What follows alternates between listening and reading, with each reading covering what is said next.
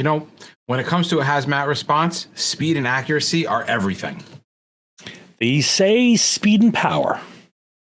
Well, yes, speed and power is a Clarkston Farm thing. You know, it definitely is. But speed and accuracy now, that's a 908 thing. Yes, the little black box, and if you will, now the little red box as well. Yeah, and it's why hazmat teams all over the world are trusting 908 devices. The MX 908 and the Explorer IR, they're game changers within the community.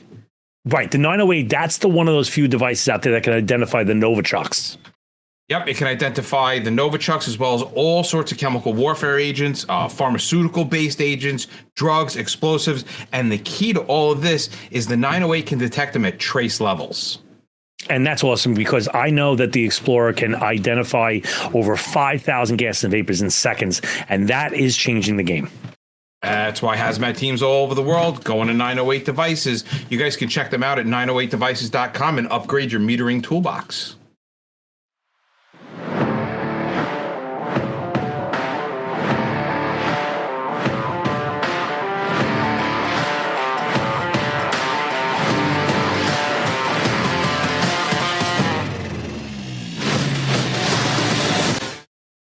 You know, we usually start up with like, hey, we got all these shows coming and everything. And today we actually have the show coming on. Yeah, we got, and there's nothing going on because there's no show. But oh my God, 471. We're less than 30 episodes to 500.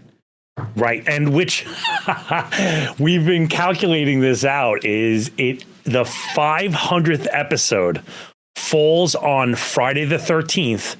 Of the International Association of Fire Chiefs in Baltimore Conference 2025.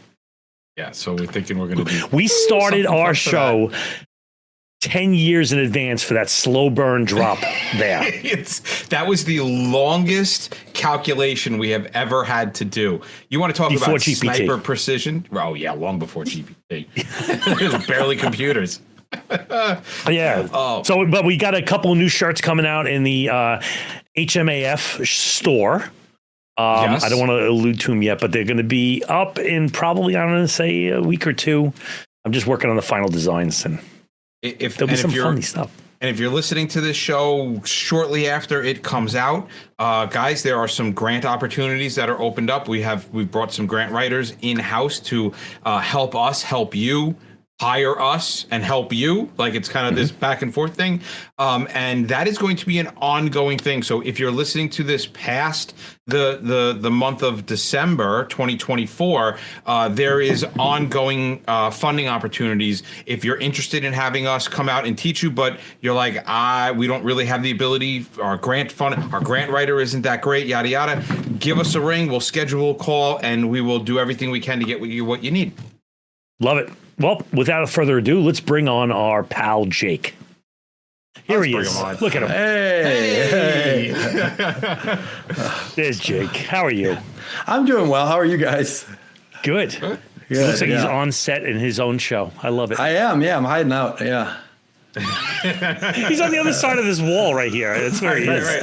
Hold on. I don't want to hit him if I reach too far. Yeah. Oh.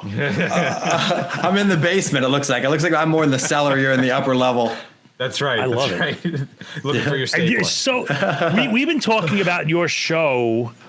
Well, what are you up to? Episode 6 as of this recording? 6 came out just a couple of days ago, and then I'm already recorded up to 10. So yeah, it's great. We're having a great time.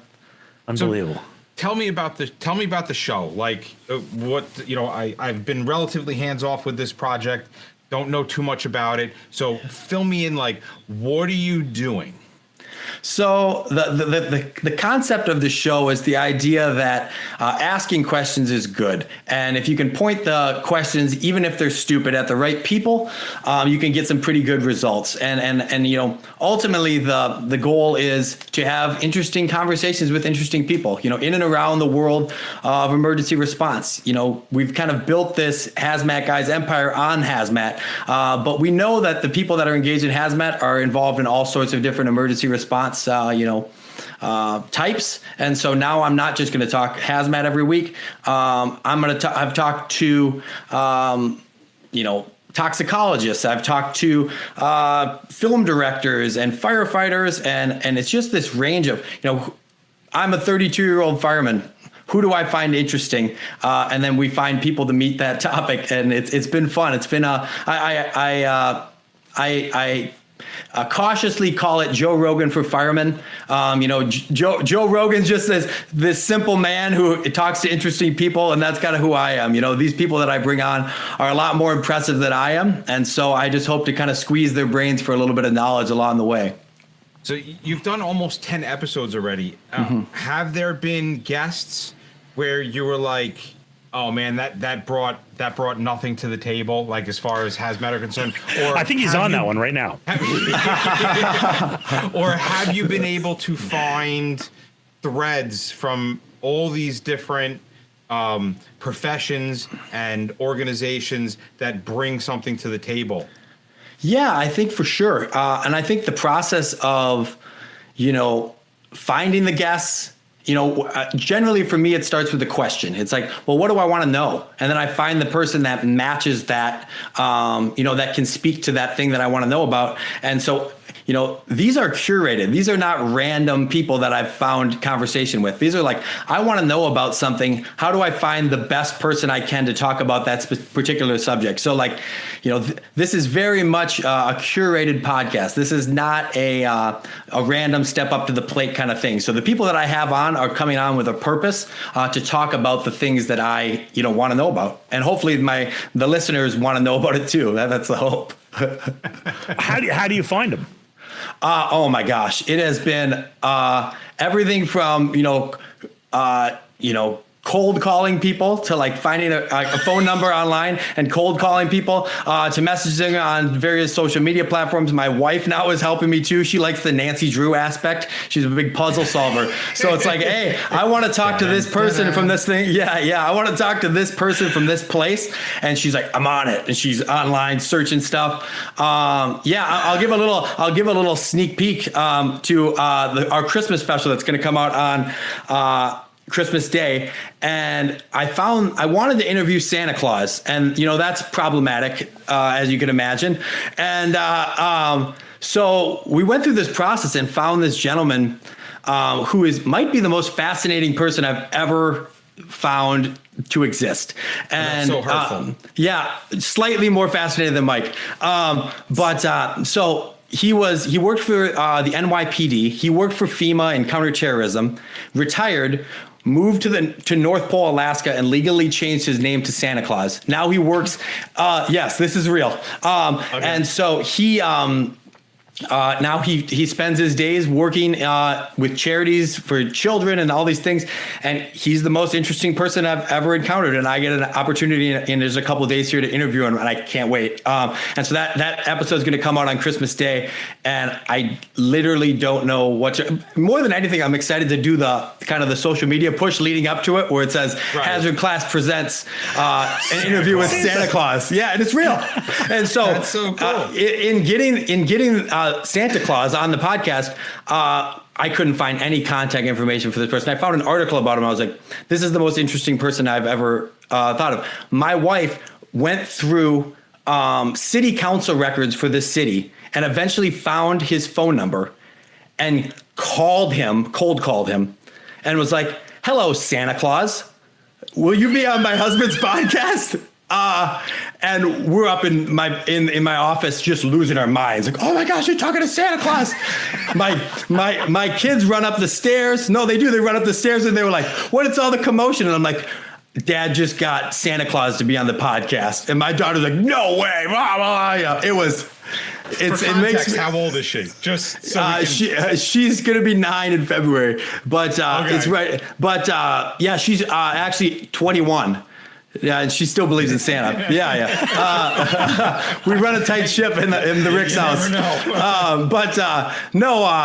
But it's been a journey, and it's fun. It's as a curious person, I enjoy the process of finding things to be curious about. Yeah. So the opportunity and the platform and the connections I have through the fire service and through you guys, I've really been able to make some links with some people that I'm shocked that I've been able to get in contact with, and they just keep pouring in, and I just have all these interesting people to talk to. And those who know me well know that I'm known to talk too much. So now I finally get to do it. I finally get a reason to do it that isn't annoying to anyone, hopefully. Dude, I watched the one, and I think it was episode 2, because it was the guy that made that video, the director. Oh, that was really interesting. Yeah, that was episode 4 with Tom Putnam. He's the director of the documentary Burn, which is like, pretty much the staple documentary in firefighting. And he followed Detroit firefighters for a year and documented their struggles and their journeys. And he had some pretty interesting things happen. But yeah, the opportunity, this is one of my favorite documentaries of all time. And that was another, send him an email. Maybe he'll email me back. And he was willing to do it. And he has a new documentary coming out next year called Into the Unknown, in which he follows paramedics across the country, 5 different agencies. And he sent me a screener. I was able to watch it. It's amazing. But yeah, the opportunity to, meet people like that, when would I ever have the opportunity to meet the director of, this movie that I love, and I get to interview him and pick his brain. Yeah, it's been great. All right. So give me, as a curious person who's looking for questions to answers that you may not even know that those are questions that you want answered, give me, so far you've done about 10 episodes. Give me 3 things that you have learned in this process. So the one is people's willingness to talk about themselves, and that's not in a conceited way, but when you reach out to someone and say, I'm passionate about what you do, will you be passionate back? And the willingness for these guests to give up their time for this show and have an interesting conversation with me as it actually affected me, just in my life in general. People's openness to talk is great. A tangible piece actually comes from my episode 1 with Bobby, and he talked about this concept of dividing your he's my boss. I have to say it. I'm sorry. But he talked about this idea of dividing your social circles so that you have a group of people that you're mentoring, a group of people that you're being mentored by, and a group of people that are your peers to. And this is kind of become a weird core tenet of mine. I've preached this message. That episode was shot a couple months ago, and I've told that to multiple people since then. Yeah. And I've really tried to drive that home in my own life to say I need to not only have people that I'm trying to bring up, but also have people that I can look towards to be brought up by. And then, the last one is just my conversation with Dennis Laguerre. I talked to him on episode 2, and he's just the engine company master for the world, really.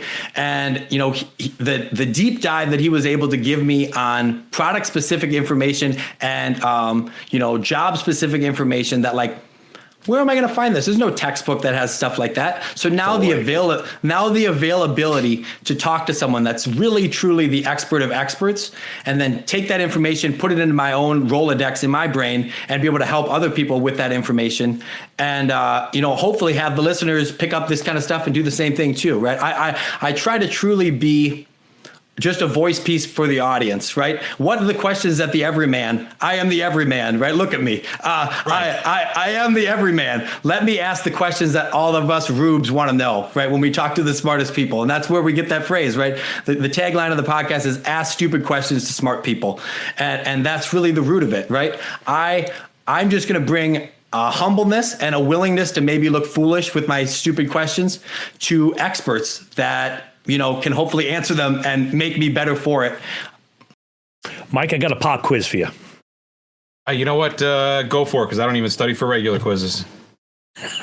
You downrange, you have a variety of non-transparent and opaque containers. How do you tell if what's in it is something sus or not?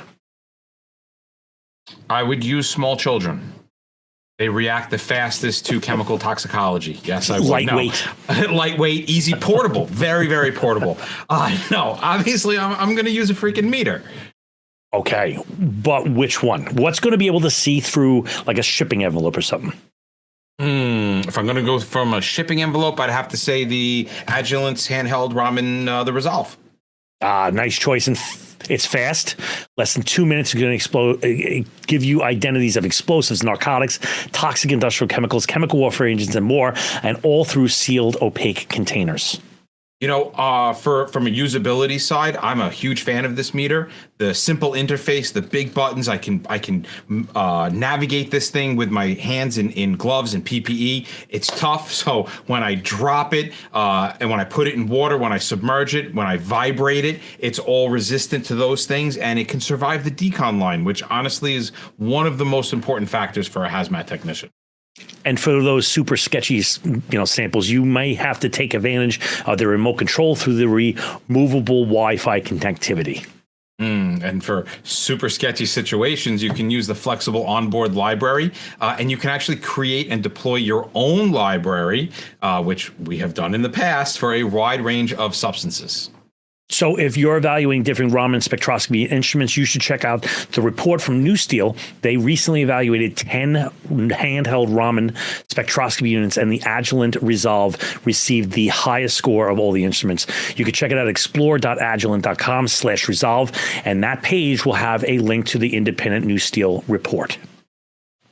I love it. You know, one of the things I've always found in that method, that let me ask the very basic question. You open yourself up to that level of vulnerability where you're saying, I know nothing, teach me from scratch. And even in things that we think we know well, to be able to have somebody start from scratch as if you know nothing, as if you are a child. I don't think there's a single conversation I've ever had where I haven't walked away learning more of the basics because I made myself vulnerable and said, teach me from scratch. Well, and that's really the benefit of talking to real experts, like real experts, is that, Bobby talked about it in our episode, and you've talked about it before, but instructors are experts because they can pitch the ball in 10 different ways. And so hearing the way you might explain something versus the way Bob might explain versus another, person in your field, you're learning a different angle to approach a problem. And as you do that, your depth of knowledge in that particular, subject just grows and grows and grows because you can see it from every angle, not just the angle you're used to seeing it from, And not just the final destination, but the thought process and how that person got there. That thought process is so important. It's really important in the classroom too, that the same answer, you have somebody give how did you get to that conclusion? Because you can have multiple students come up with the same answer, but their reasoning is completely different. One person's reasoning can be totally wrong, but he ended up getting to the right answer, and then somebody else has a reasonable path to get there. I think that's such an important part of instructing. I couldn't agree with you more. Yeah, and when you kind of break down the pathway to get to an answer, you can also find the pitfalls in that pathway too, right? By asking the really simple question and having them paint the picture all the way out to the end, you watch the pathway and you go, oh, I thought it was this, but it's that. And I might have understood it in totality, but I missed this one piece that was early on. Because, how many people that, claim to know a subject really well, once they're at the end, go back to the beginning and look at these basic questions again and go, oh man, I went to the fire academy 16 years ago. When's the last time I looked at this thing or that thing? And now you look at it from the ground floor and you have a whole new open eyes to it, Well, dude, one of the things that I noticed in watching, I don't remember which one is, and you said this a bit back, is that you're passionate about what they're passionate about. And I think it was specifically the director guy, because I'm sure I've seen, interviews with directors and they're very I made a avant-garde piece, and he's very, but he was in, because you were just I am genuinely interested. And he was well, then I'm going to tell you everything I know about. And it was just the guy was in the moment. And I think the first thing, and one of the funniest things that you do is the opening salvo, if you would, is you have this this freaking wheel that you spin and you're like, I don't know what's going to come up. It's just the stupid question. And it's like, what was it with me? It was like, is a hot dog a sandwich? A hot dog a sandwich, yeah. That's still hot a debate. I get texts and messages and stuff about like this hot dog is a sandwich. We've done a bunch of questions since, but man, that is a controversial subject. How is it a controversial subject? Of course, a hot dog is a sandwich. I've heard open. It's open faced. If you ask Bob, if you ask my brother, it's an American taco. Like that's what he said. Still, whether it's open face or closed face, both of those end with sandwich. That's fair. You know, and now we're getting to semantics, I think, but I don't know. But no, the wheel has been fun. Yeah, it's kind of a dumb bit that I came up with just to kind of drive home this idea that like, if I'm willing to ask, you know, so a perfect example, I had one of the top medical toxicologists that specializes in the fire service on the podcast that comes out next week. And I had to ask him, what did I ask him? I asked him like, who would win in a fight, a gorilla or like a bear? And I'm like, man, how dumb do I sound right now? This guy's like, I took time out of my day to talk to this guy. And now I'm talking about who's going to win in a fight. But what it does is it says, I'm willing to humble myself, look stupid for the sake of knowledge. And that's the hope of the podcast, right? And the stupid wheel is just a medium to drive home that point, you know. Do you make them justify their answer? I do, yeah. You do. And that's came with more or less success. Sometimes people are like, I don't want to talk about that. And then I'm like, all right, I guess we'll move on because this is a nightmare. You know, it is... It definitely puts you. I definitely don't want to ask you the questions because I want them to go and listen to these shows because I'm going to go back. I don't think I did. What did you release up to 6 already? I think I've listened to 4 of them already. Yeah, it is. I tell you what, man, you spin that wheel. It's a real wheel. Like for the people watching, it's a wheel. It's a wheel. You spin. Do the you questions spin change, or is it the same solid question? No, there's like 25 questions on this wheel, and you spin it. But I tell you, I really spin it. I really read what lands on, and I've had moments when my stomach just dropped. Like I'm about to ask this doctor the stupidest question of all time. How am I going to get this interview back on the tracks after I completely derail it with this nightmare? But all right, no. Throw one question at Mike. Spin the wheel. Let's go. And give Let's him do one it. question. Right, because I don't think we had the wheel. Oh my gosh. Well, I got as a hot dog a sandwich. Let me find a different one. I don't want to give you one we already had. All right. How many holes does a straw have? 1 hole. Wrong. 2 holes. No, it's 1 hole. It's one continuous. It is one continuous hole. If I were to hold a straw, go ahead. If I punch a hole in a piece of paper, there's 1 hole in that paper. Just because I'm looking at it from the bottom and looking at it from the top, from a surface topography point of view, that is still a single hole. But now we've built depth in the hole, and so if I'm holding, are you saying there's no depth in paper? Like it may be thin, but there's still depth. If I hold a straw in the sky, could I say the top hole or the bottom hole, and you would know what that meant? Well, yes, but you could say the same thing with any hole. Any hole is in a 3-dimensional structure. I'm just saying. It's still a hole. I'm just saying. Got 2 in front of me. I'm just saying it's not so cut and dry. No, I'm dying on this hill. I think it's very cut and dry. I think from a topography point of view, we live in a 3-dimensional world. Every hole has a surface on one side and a surface that it penetrates on the other. So is a tunnel a hole? Is a tunnel one hole? Yes, so it would be 1 hole. What, you got 2 holes? Well, what if you're standing on the edge? Come back to an episode of this. Yeah. What if you stand on the edge of a tunnel and then it's a mile long and you say, okay, I'm going to go into the hole, which is the entrance of the tunnel. Now you go to the other side and then you say, I'm going to go into the hole, which is the entrance of the tunnel. Those seem like 2 separate holes to me. But they're not. They may seem like it, but a lot of things in life that seem like it is actually is not. It's like I just had a great idea. I'm going to wait until we're offline on this. Oh, man. Have you ever seen a Mosby strip? No. What? If I took a piece of paper like this and I just ripped apart my notes, right, and I fold it like this, how many sides does it have? Okay. Well, now we're talking like advanced geometry. Right. If I twist this, it turns out that this structure only has one side. It's called a Mosby strip.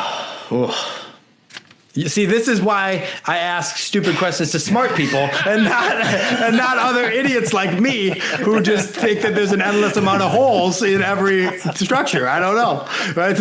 All right, I concede you're smarter. I don't know. It seemed like 2 holes. I'm my bad. I love this. You know, the whole concept is I like a different flavor of show, and the fact that it's not purely hazmat, it's a all hazard. It's something that is, I don't know. I don't want to say Rogan-esque, but it's very open ended. Where it's just the conversation. It's different. Yeah, and as I continue to book guests, I think it will get broader because my confidence level in talking to other people, I can talk fire department all day long, right till my eyes bleed. Right. I will drop another hint. I'm in the process of booking a Top Gun pilot, which is a long process, but I'm very excited for. Yeah, that's not emergency response, but I want to talk to them. So suck it. I don't know. I want to talk to them. Right. That's it. Is it going to be Maverick? It will be Tom Cruise. That's what's taking so long. You should get Goose, and it's just and just a silent microphone, like Weekend at Bernie's, and then I can have you trying to move his mouth. Too soon, honestly. I'm still traumatized from Goose's death. But it's like there's all these different opportunities to talk to just fascinating people, and like I said, I'm a 32-year-old fireman, and I have interests, and I think that a lot of the fire service, I've traveled across the country speaking and talking and going to classes, and it seems like we're all pretty similar. So I think that if I find them interesting, I hope the audience is going to feel the same way. I agree. I think it's going to be. I think you're going to blow up. I think check them out onto your social media and all that stuff. I don't even know it. All right. So where are you? Everywhere. Instagram? I am everywhere. Instagram, Facebook, TikTok, YouTube, every major streaming platform for podcasts. The video is available only on YouTube. I might be putting on Spotify video right now. I'm debating it, but right now it's exclusively on YouTube for video. But yeah, it's where you search Hazard Class, you will find it. Unless I made some grave mistake, which I could because I'm stupid, but it should be there, yeah. But yeah, I'm just excited, and I hope that people will come and find the same passion for these conversations that I have, and because I've really been enjoying the process of talking to these interesting people. I would love to say, I would say like anybody on this show that knows somebody that's atypical, and I don't want to say that because there's a lot of weirdos in our service.